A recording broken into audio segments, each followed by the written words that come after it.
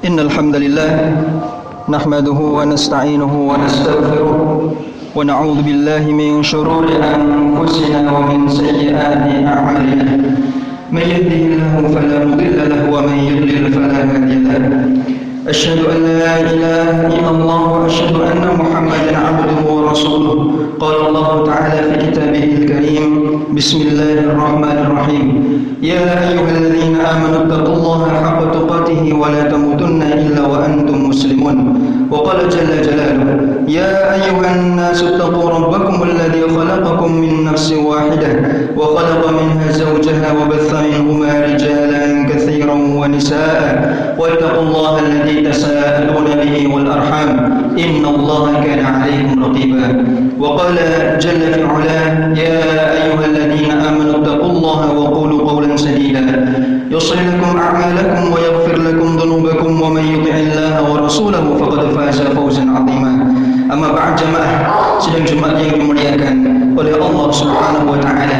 Yang pertama dan paling utama khatib mewasiatkan kepada diri pribadi dan seluruh jamaah yang hadir mendudukkan dirinya di hadapan Allah Subhanahu wa taala untuk senantiasa meningkatkan keimanan kita dengan cara meningkatkan ketakwaan kita kepadanya Subhanahu wa taala. Karena dengan keimanan seseorang dapat memperoleh kenikmatan tanpa ada akhirnya. Dengan ketakwaan seseorang dapat meningkatkan derajat kedudukannya di surga kelak. Derajat yang paling tinggi adalah derajat yang paling dekat kepada Nabi Muhammad SAW. Di antara salah satu dari sekian banyak cara agar kita dapat mendekat kepada kedudukan Rasulullah Muhammad SAW di dalam surga kelak, yaitu dengan memperbanyak salam dan salawat kepada beliau SAW. Sesungguhnya dari riwayat disebutkan, barang siapa yang bersalawat dan memberikan salam kepadaku satu kali saja, maka Allah akan memberikan salawat kepadanya sebanyak 10 kali. Bayangkan, satu dibalas dengan 10, sedangkan kita memuji balasannya adalah rahmat yang datang kepada kita. Bagaimana jika seandainya rahmat Allah datang, maka kesusahan apa lagi yang akan menimpa kita? Jika seandainya rahmat Allah mengelilingi kita, maka keburukan apa lagi yang mampu mendekati kita dan keluarga? Maka sungguhnya keimanan, ketakwaan, salam dan sholawat adalah salah satu dari sekian banyak cara, dan itulah yang paling utama untuk mendapatkan predikat seorang hamba yang bertakwa. Sidang Jumat yang dimuliakan oleh Allah Subhanahu wa taala, keadaan di zaman sekarang banyak orang yang susah dalam mencari pekerjaan, banyak orang yang terlilit hutang, banyak orang yang terpaku oleh keadaan kehidupan dia yang penuh dengan kesempitan. Maka khatib memberikan beberapa wasiat, yang wasiat tersebut Allah dan Rasulnya sudah tuangkan dalam Al-Quran kitabnya dan dalam hadis-hadis wahyu yang mulia. Salah satu dari sekian banyak, yang pertama dan yang paling utama, sering didengar, bahkan kita bosan untuk mendengarnya. Saking sering dan bosannya, kita tidak tahu apa artinya, lalu kita melalaikannya. Yang pertama, untuk mendapatkan rezeki yang berkah, yaitu dengan bertakwa kepada Allah Subhanahu wa taala. Allah Subhanahu wa taala berfirman, "Wa may yattaqillaha yaj'al lahu makhraja wa yarzuqhu min haitsu la yahtasib." Barang siapa yang bertakwa kepada Allah Subhanahu wa taala, maka Allah akan menjadikan untuknya jalan keluar dari setiap kesusahan dan kesempitan, dan Allah akan memberikan rezeki kepadanya dari arah yang tidak pernah dia sangka. Ibnu Katsir rahimahullah taala mengatakan, tafsir tentang ayat ini, makna dari Allah memberikan kemudahan rezeki tadi, yaitu memberikan rezeki yang datang dari arah yang tidak pernah terpikirkan oleh pikiran. Luar biasa, jika kita susah mencari, berpikir dengan berat bagaimana usaha kita, dagangan kita biar lancar, bagaimana pekerjaan kita biar menghasilkan uang yang banyak, namun ternyata dengan ketakwaan seseorang justru mendapatkan sesuatu, mendapatkan rezeki yang tidak pernah dia usahakan berpikir di sana. Tidak perlu berat memikirkan, karena Allah akan memberikan.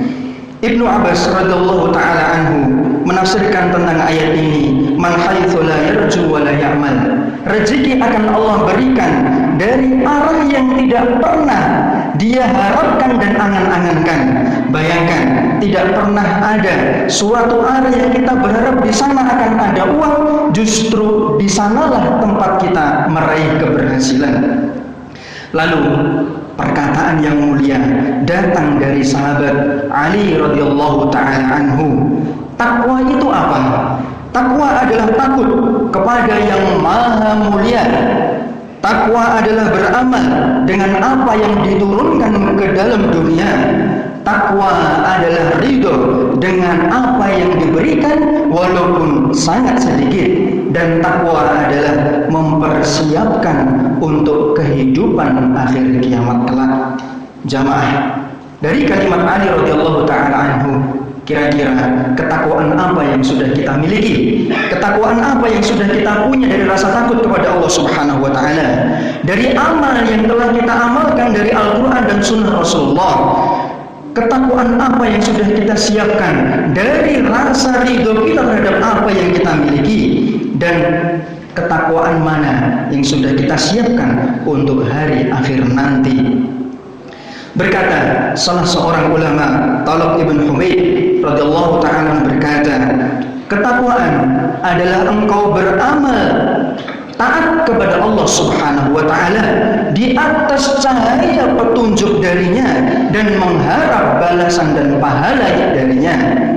Takwa itu apa? Engkau meninggalkan kemaksiatan atas Allah Subhanahu wa taala, atas petunjuk yang telah Subhanahu wa taala turunkan kepada kita, dan kita merasa takut terhadap azab, terhadap hukuman yang Allah berikan jika kita tidak bertakwa kepadanya. Dari sekian banyak yang dikatakan, mana yang sudah kita siapkan? Ibnu Mas'ud mengatakan tentang ketakwaan, yaitu engkau bertakwa dan tidak bermaksiat kepadanya. Ketakwaan adalah engkau sering menyebutnya dan tidak pernah melupakannya. Ketakwaan adalah engkau bersyukur dan tidak pernah melakukan kufur kepadanya. Maka kenikmatan, kekufuran, keinginan kita kepada Allah Subhanahu wa taala dan lupanya kita kepadanya merupakan indikasi kita takwa meningkat atau ketakwaan yang menurun. Allah Subhanahu wa taala berfirman, "Walau anna ahlul qura amanu wattaqu la fatahna 'alaihim barakatin minas samawati wal ardh." Jika seandainya kalaulah penduduk negeri itu, suatu kampung, suatu kota dan wilayah tertentu bertakwa kepada Allah Subhanahu wa taala, beriman dan bertakwa kepada Allah Subhanahu wa taala, maka sesungguhnya kami akan membukakan bagi mereka keberkahan dari atas langit dan dari dalam bumi, diturunkan dari atas, dikeluarkan dari bawah. Maka dari arah mana lagi kenikmatan yang akan kita terima jika seseorang bertakwa kepadanya? Agar rezeki bisa mendatangi kita, langkah yang kedua yaitu memperbanyak taubat kepada Allah Subhanahu wa taala dengan cara memperbanyak istighfar. Allah Subhanahu wa taala berfirman tentang kisah Nabi Nuh alaihi salam, "Faqultu astaghfiru rabbakum innahu kana ghaffara." Maka aku mengatakan, berkata istighfar kepada Rabb kalian, maka katakanlah istighfar kepada Rabb kalian, sesungguhnya Dia Subhanahu wa taala Maha Pengampun atas segala dosa. Yursilis samaa'a 'alaikum midrara, Dialah yang menurunkan hujan dari atas langit dengan keadaan hujan yang lebat. Wa yumdidukum bi amwali wa banin, dan Dialah yang memperbanyak kepada kalian harta-harta dan anak kalian. Wa yaj'al lakum jannati wa yaj'al lakum anhara, dan Dialah yang menjadikan untuk kalian dari hujan tadi, dari setiap kenikmatan harta tadi, yaitu taman-taman, kebun-kebun, dan sungai-sungai yang mengalir untuk irigasi tanaman kalian. Maka sesungguhnya dengan istighfar Allah menurunkan dari langit dan memunculkan dari bumi. Imam Qurtubi rahimahullah ta'ala mengatakan, ayat ini menunjukkan bahwa istighfar mampu menurunkan rizki dari atas langit dan memunculkan dari dalam bumi seluruh perbendaharaannya. Maka istighfar, amal apalagi yang lebih ringan daripada istighfar jika istighfar bisa dikatakan dengan astagfirullah. Satu kata yang tidak membutuhkan 5 menit untuk mengatakan. Dari 24 jam Allah memberikan umur kita dalam sehari. Istighfar berapa kali yang telah kita lantunkan sepanjang kehidupan kita? Minimal sepanjang hari ini, berapa istighfar yang telah kita lantunkan atas segala dosa dan kenikmatan yang telah kita kufuri? Imam Qurtubi mengisahkan dalam kitab tafsirnya, diriwayatkan dari Ibnu Sabih, beliau mengatakan, seseorang datang kepada Al-Hasan radhiyallahu taala anhu yang mengadu tentang keadaan paceklik tahun itu. Tidak ada yang bisa dipanen. Maka Al-Hasan mengatakan, istaghfirillah. Memintalah kamu ampun kepada Allah Subhanahu wa taala. Orang kedua datang mengadukan keadaan dia yang miskin. Maka Al-Hasan mengatakan, istaghfirillah, mintalah ampun kepada Allah. Orang ketiga datang mengadukan keadaan dia yang belum dirizkikan momongan anak. Maka Al-Hasan mengatakan, istaghfirillah, mintalah ampun kepada Allah. Orang yang keempat datang lalu mengadukan keadaan tanaman dan kebun dia yang mengering karena tidak ada hujan. Maka Al-Hasan mengatakan, istaghfirillah, mintalah ampun kepada Allah. Maka Ar-Rabi' Ibn Sabih mengatakan kepada Al-Hasan, wahai Hasan, telah mendatangi engkau 4 orang yang mengadu 4 hal yang berbeda, namun jawaban kamu dengan jawaban yang sama, yaitu meminta ampun, istighfar kepada Allah. Maka Al-Hasan mengatakan, memangnya apa yang aku punya? Aku tidak memiliki apa-apa. Sesungguhnya semuanya milik Allah Subhanahu wa taala. Allah berfirman dengan firman yang sudah saya sebutkan tadi tentang kisahnya Nabi Nuh alaihi salam. Bagaimana tidak? Kemiskinan bisa diangkat dengan harta yang Allah berikan. Kekeringan bisa Allah hilangkan dengan hujan yang Allah turunkan. Keadaan tidak memiliki keturunan Allah bisa hilangkan dengan memberikan anak yang soleh dan solehat. Jamaah, Ibnu Abbas radhiyallahu taala anhu pernah mengatakan, Rasulullah sallallahu alaihi wasallam bersabda, man lazimal istighfar ja'alallahu lahu min kulli dhiqin makhraja. Barang siapa yang senantiasa mulutnya basah dengan istighfar, maka Allah akan memberikan keluangan setiap kesempitan bagi mereka yang terhimpit. Wa min kulli hammin faraja. Allah akan menghilangkan seluruh kesedihan bagi yang merasakan kegundahan. Wa razaqahu min haitsu la yahtasib. Dan Allah akan memberikan rezeki yang tidak pernah tahu disangka datangnya. Langkah ketiga yang bisa dilakukan oleh mereka atau kita yang sedang merasakan kesempitan dunia, yaitu dengan bersungguh-sungguh jujur dalam bertawakal kepada Allah Subhanahu wa taala. Jamaah, tawakal tidak ada kecuali sudah melakukan usaha. Tawakal tidak ada kecuali kita sudah bekerja. Ketika kaki kita melangkah, tangan kita sudah bergerak, pikiran kita sudah berpikir, kita sudah mengeluarkan keringat, maka setelah itu semua dinamakan tawakal. Tawakal bukan berarti orang duduk di rumah beribadah di dalam masjid selama 24 jam tidak bergerak bekerja lalu dia mengatakan dirinya bertawakal. Tawakal adalah didahului dengan ikhtiar. Maka Allah Subhanahu wa taala berfirman, "Wa may yatawakkal 'alallahi fahuwa hasbuh." Kalimat yang luar biasa. Barang siapa yang bertawakal, maka Allah akan memenuhi seluruh kebutuhan dia. Fahuwa hasbuh. Jamaah, jika kita mengandalkan gaji bulanan kita, maka pertengahan bulan biasanya gajinya sudah habis.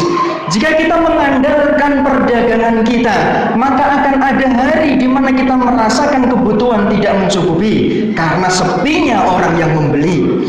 Namun jika kita bertawakal kepada Allah Subhanahu wa taala, hati kita terikat kepadanya, keimanan kita penuh mengikat dengan tajam kepada Allah Subhanahu wa taala, maka seluruh hari-hari yang berlalu, walaupun kesempitan mengiringi kita tahu bahwa Allah adalah satu-satunya yang akan mencukupi kebutuhan kita.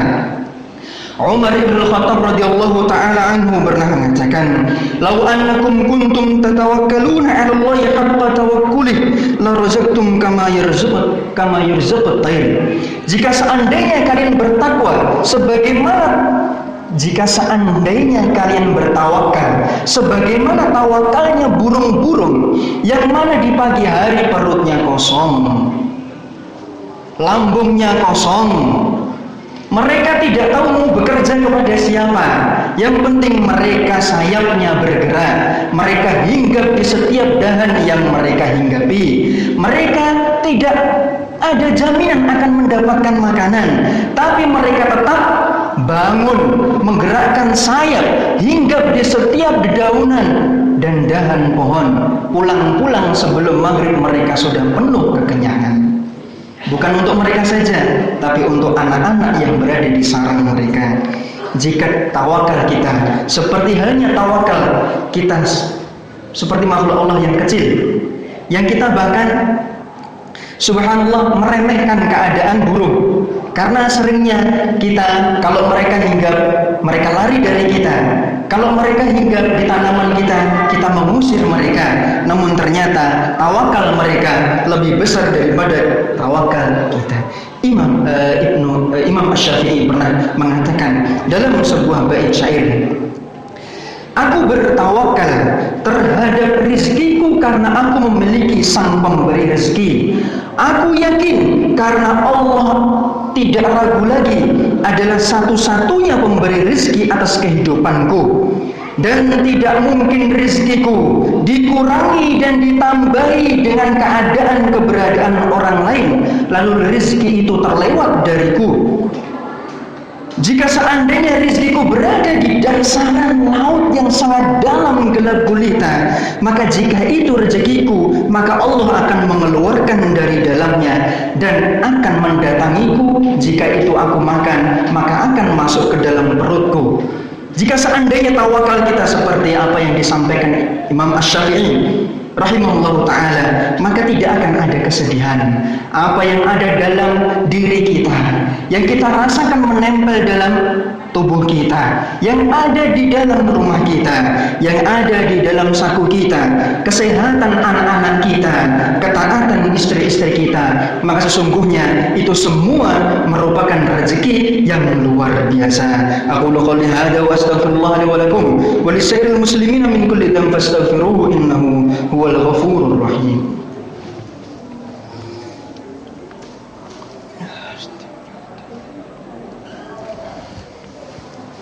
Alhamdulillahi alamin, wassalatu wassalamu ala nabiyyina Muhammadin wa ala alihi wa ashabihi ajma'in. Jemaah sidang Jumat yang dimuliakan oleh Allah Subhanahu wa taala, di antara sekian hal yang bisa mendatangkan rezeki kepada kita yaitu memperbanyak ibadah kepada Allah Subhanahu wa taala dan mengisi waktu yang meluang. Ni'matan maghbunun fihi ma katsirun minan nas, as-sihhatu wal faragh. Dua kenikmatan yang banyak dilalaikan oleh banyak manusia, yaitu kesehatan dan kesempatan. Kita lihat, jika kita menjadi orang yang muda, kita masih bisa kemana-mana, kita sehat, bisa berjalan dengan leluasa. Waktu kita sehat, tapi kita tidak memiliki waktu untuk ibadah. Karena apa?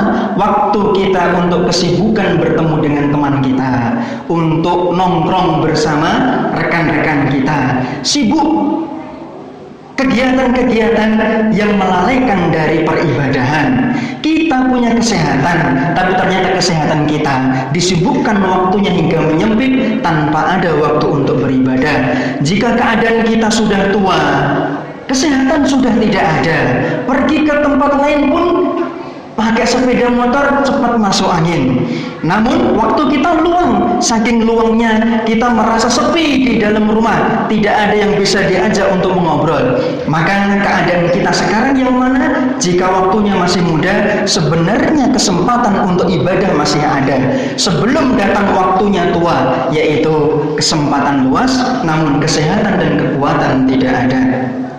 Perbanyaklah ibadah, karena